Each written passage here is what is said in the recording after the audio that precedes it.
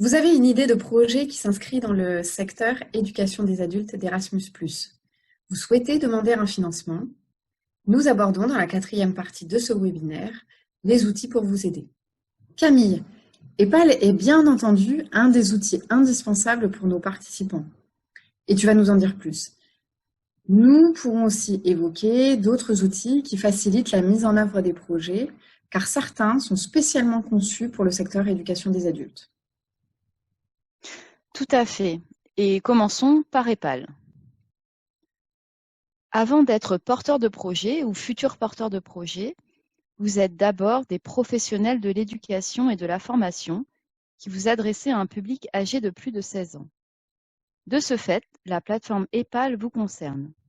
Elle a même été conçue pour vous, afin de proposer un espace commun d'échange, de pratique, de collaboration entre tous les acteurs de l'éducation, de la formation des apprenants adultes européens.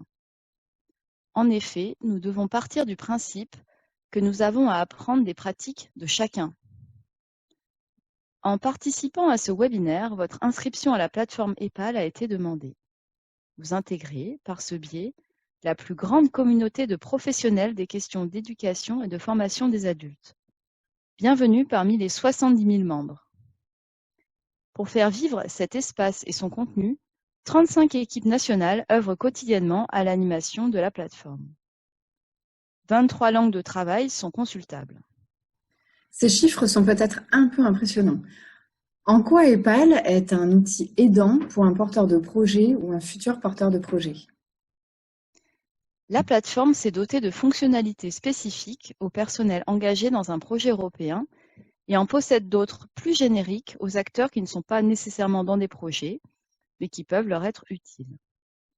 Passons-les en revue pour que vous puissiez les identifier derrière votre écran et les utiliser à bon escient. Une source d'inspiration et d'information sur les thématiques majeures de l'éducation des adultes. En effet, 5 thématiques et 29 sous-thématiques régissent la plateforme EPAL, autant de possibilités de trouver du contenu sur le sujet qui vous intéresse ou d'y contribuer. Passons-en quelques-unes en revue. Le public migrant, l'inclusion sociale, la formation au milieu pénitentiaire, le e-learning, l'éducation culturelle ou encore les compétences clés. Pour chacune de ces thématiques, des blocs de réflexion ou de présentation de pratiques sont consultables, des actualités plus formelles, des ressources pédagogiques ou encore des événements et des discussions. Ces thématiques collent effectivement parfaitement aux initiatives portées par les projets financés par Erasmus+, sur le secteur éducation des adultes. Mais quel est l'intérêt de s'en saisir lorsqu'on souhaite demander une subvention? Un contexte de projet nécessite d'être argumenté.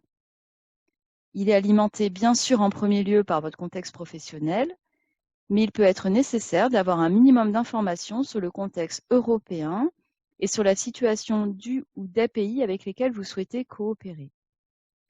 EPAL constitue une source d'inspiration et d'information illimitée. Prenons quelques exemples. Des rapports sur la situation de l'éducation des adultes partout en Europe ont été publiés. Par exemple, l'éducation informelle est financée par le secteur privé uniquement aux Pays-Bas.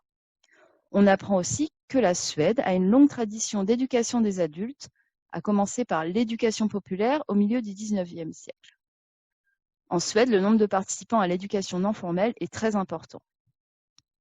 Ou encore, prenons l'exemple d'un blog d'un porteur de projet, car les porteurs de projet éducation des adultes sont bien sûr invités à valoriser leur projet sur EPAL dès le début de celui-ci.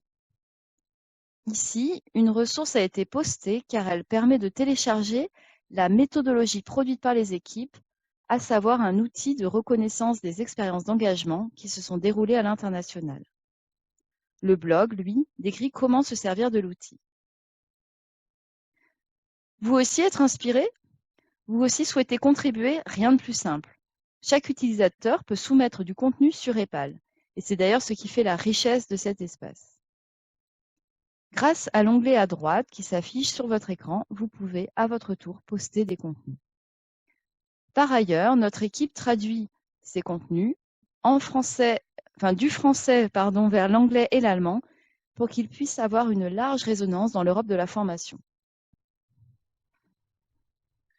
Donc effectivement, un candidat porteur de projet peut s'appuyer sur des ressources EPAL pour préciser ses initiatives. Mais je sais que la plateforme réserve une autre fonctionnalité très intéressante. La recherche de partenaires. Et oui, c'est cette seconde fonctionnalité qu'on souhaitait aborder pendant ce webinaire.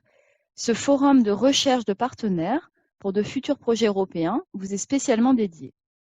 Des annonces sont déposées toutes les semaines pour des demandes de partenariat provenant de structures européennes. Alors, comment faire? La structure s'enregistre d'abord en tant qu'organisation sur EPAL.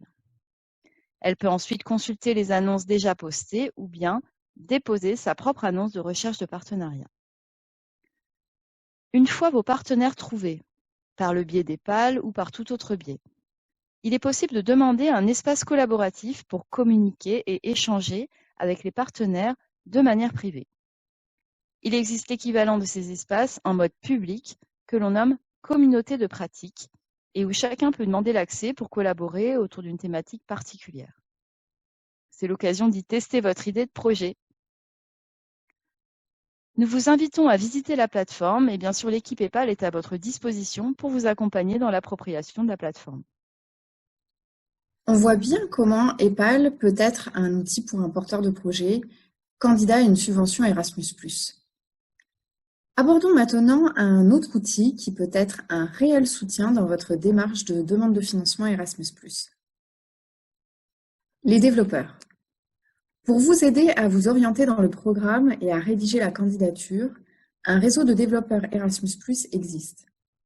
Ces personnes vous orientent dans le programme européen Erasmus+, et vous accompagnent jusque dans le dépôt de votre projet.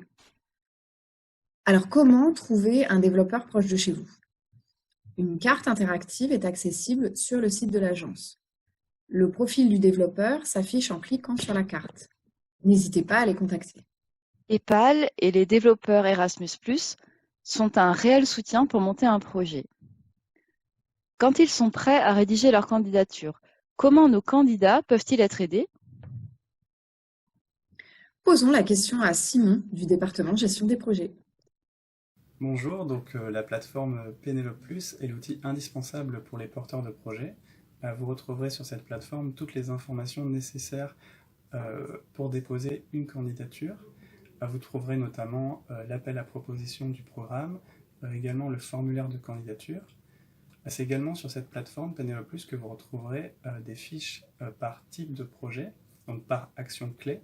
Donc d'un côté les projets de mobilité et de l'autre, action clé numéro 2, les projets de coopération. Nous créons également pour vous aider des tutoriels, des guides, pour compléter votre formulaire de candidature, pour vous aider à monter votre budget. Enfin, lorsque vous êtes sélectionné, lorsque vous recevez un financement, c'est également depuis la plateforme Pénélope Plus que nous continuons de vous accompagner. Donc vous retrouverez toutes les informations nécessaires sur cette plateforme pour gérer et suivre votre projet. Sachez également que vous aurez un chargé de projet à l'agence qui sera là pour vous accompagner pendant toute la durée de votre projet, donc que ce soit par mail ou par téléphone. Et nous organisons également des visites de suivi. Nous venons vous rendre visite pendant votre projet. Enfin, lors des Erasmus Days, qui se déroulent pendant 3 jours en octobre tous les ans, n'hésitez pas à aller à la rencontre des porteurs de projets Erasmus+, proches de vous géographiquement. C'est l'occasion de profiter de leur expérience, d'élargir votre réseau local, mais aussi de partenaires européens, et de passer un bon moment. Pour les trouver, rendez-vous sur www.erasmusdays.eu.